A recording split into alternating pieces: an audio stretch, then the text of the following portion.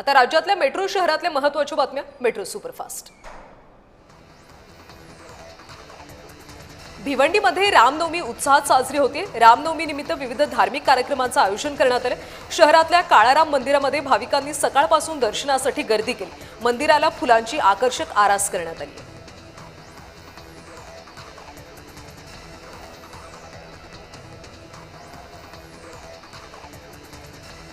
नाशिकच्या काळाराम मंदिराला सुद्धा आकर्षक विद्युत रोषणाई करण्यात आलेली आहे। रामनवमी निमित्त नाशिकच्या काळाराम मंदिराला आकर्षक अशी आरास करण्यात आलेली आहे। विद्युत रोषणाईसह मंदिर गाभाऱ्याला फुलांची आकर्षक सजावट करण्यात आली। काळाराम मंदिराला करण्यात आलेल्या आकर्षक विद्युत रोषणाईची ड्रोन दृश्य समोर आली आहेत।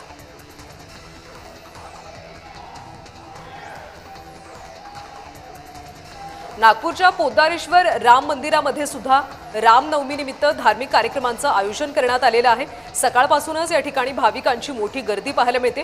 पोद्दारेश्वर राम मंदिरामध्ये शोभायात्रेचं सुद्धा आयोजन करण्यात आलं। संपूर्ण मार्गावर सीसीटीव्हीद्वारे बारीक नजर ठेवली जाणार आहे।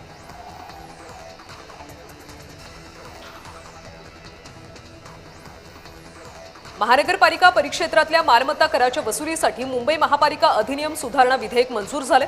त्यामुळे निवासी आणि व्यावसायिक मालमत्ता धारकांना दिलासा मिळणार आहे। जमिनीचं कर निर्धारण केल्यानं रखडलेल्या विकास प्रकल्पांना गती मिळणार अशी माहिती मिळते।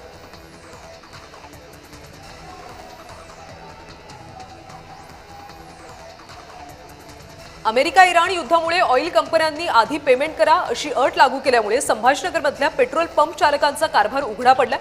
वर्षानुवर्ष उशिरा पेमेंट करण्याची सवय असलेल्या पंप चालकांना आता ॲडव्हान्स रक्कम भरणं कठीण जाते। मात्र यामुळे वाहनधारकांना सध्या रांगेत उभं राहावं लागतं।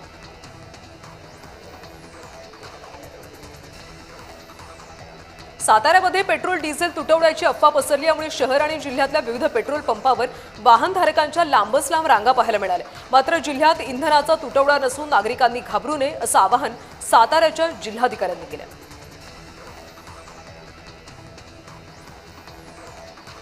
पेट्रोलियम कंपन्यांनी दुपारी 3 नंतर ऑर्डर स्वीकारणं बंद करण्याचा निर्णय घेतलाय, ज्यामुळे ग्राहकांना सुरळीत इंधन पुरवठा करण्यास पंप चालकांची मोठी अडचण येते।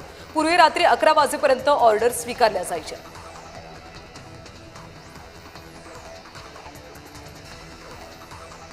पेट्रोल डिझेलचा तुटवडा निर्माण होणार असल्याच्या अफवा वेगाने पसरल्यामुळे नांदगाव शहरातल्या काही पेट्रोल पंपावर वाहनधारकांची मोठी गर्दी उसळली। दुचाकी, चारचाकी, ट्रॅक्टर तसंच इतर वाहनांमध्ये इंधन भरून घेण्यासाठी नागरिकांनी मोठी गर्दी केल्याचं पाहायला मिळालं। महापालिका मुख्यालयातल्या विद्यमान सभागृह अपुरं पडत असल्यानं लोकप्रतिनिधींना बसण्यास मोठ्या अडचणींचा सामना करावा लागतो। या पार्श्वभूमीवर नव्या महापालिका सभागृहाचं बांधकाम करावं अशी मागणी भाजपनं स्थायी समिती बैठकीत केली आणि या प्रस्तावाला सर्वपक्षीय सदस्यांनी पाठिंबा देखील दिला।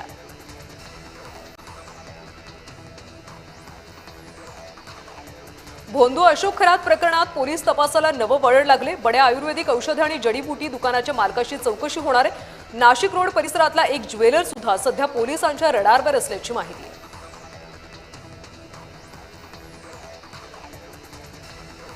भोंदू अशोक खराच्या शिवनिका संस्थेचं बँक अकाउंट सील करण्यात आलं। खराच्या आर्थिक व्यवहारांचा तपास सुरू आहे। विशेष तपास पथकाकडून मालमत्तेची माहिती मागवण्यात आली आहे।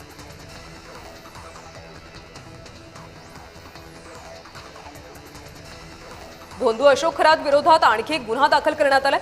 नाशिक पोलिसात खरात विरोधात एकूण 8 गुन्हे दाखल करण्यात आले। 2018 ते 2025 दरम्यान फिर्यादीला जीवे मारण्याची धमकी देत प्रचंड आर्थिक लूट केल्याचा आरोप करण्यात आलाय।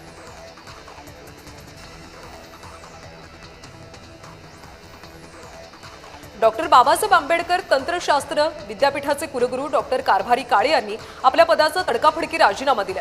डॉक्टर राजनीश कामत यांच्याकडे विद्यापीठाचा अतिरिक्त कार्यभार सोपवण्यात आला। राज्यपालांच्या आदेशावरून कुलगुरू काळेंनी राजीनामा दिल्याचं सांगितलं जात आहे। राज्यातील टीईटी परीक्षा 21 जून रोजी होणार असून 27 मार्च पासून यासाठी ऑनलाईन अर्ज प्रक्रिया सुरू होणार आहे। राज्य परीक्षा परिषदेकडून वेळापत्रक बुधवारी जाहीर करण्यात आलं। सर्व व्यवस्थापन, सर्व परीक्षा मंडळ तसंच सर्व माध्यमांच्या शाळेतल्या शिक्षकांसाठी ही परीक्षा अनिवार्य आहे।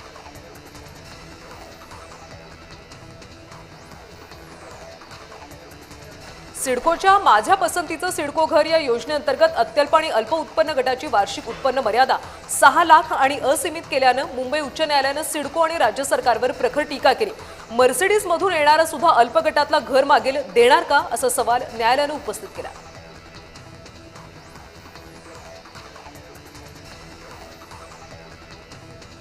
नाशिकमधल्या पेट्रोल पंपावर बुधवारी रात्री अचानक ग्राहकांची गर्दी वाढली। लिमिटेड पेट्रोल डिझेल मिळणाऱ्या अफवेमुळे नागरिकांनी पेट्रोल पंपावर तुफान गर्दी केली।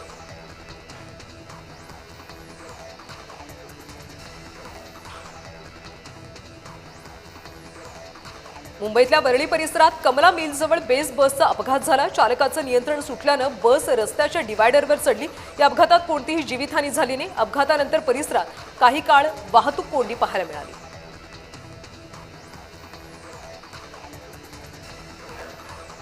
कराड चिपळूण राज्य महामार्ग 2 महिने अवजड वाहनांसाठी बंद करण्याचा निर्णय घेण्यात आलाय। पाटण शहरातल्या केरा पुलाचं काम सुरू असल्यानं 27 मार्च ते 27 मे या दरम्यान महामार्ग अवजड वाहनांसाठी बंद राहणार आहे। अवजड वाहनांनी पर्यायी मार्गाचा वापर करण्याचं आवाहन करण्यात आलं।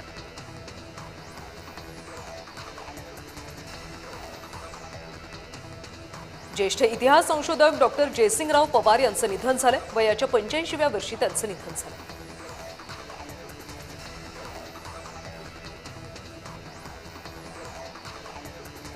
नागपूरमध्ये न्यायालयात हृदयविकाराचा झटका आल्यानं वकिलाचा मृत्यू झालाय।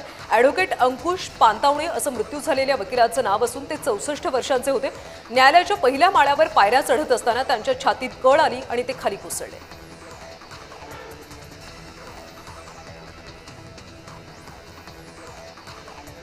मुकुंदराव चितळे यांचं वृद्धापकाळानं पुण्यामध्ये निधन झालं। वयाच्या 86व्या वर्षी त्यांनी अखेरचा श्वास घेतला। मुकुंदराव चितळे हे MB चितळे कन्स्ट्रक्शनचे संस्थापक भागीदार होते।